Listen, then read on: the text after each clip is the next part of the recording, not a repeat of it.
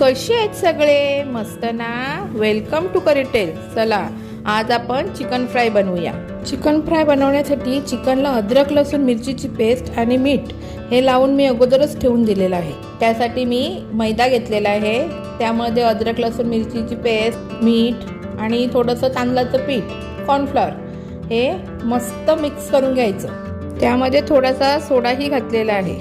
मैद्याच्या गोलमध्ये chicken बुडवून मस्त तेलात खमंग फ्राय करा.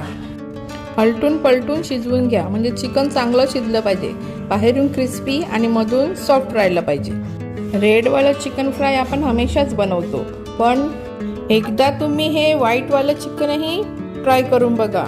तुम्हाला नक्की आवडेल. खूप छान बनलेलं, एकदम टेस्टी. माझ्या छोट्याशा टिट्टूची तर ही फेवरेट डिश बनलेली आहे. स्टार्टरसाठी तर फार भारी डिश बनते.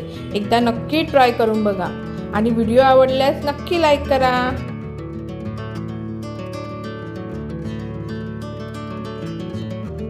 आपलं चिकन फ्राय तयार आहे. चला तर मग या जेवायला. Thanks for watching.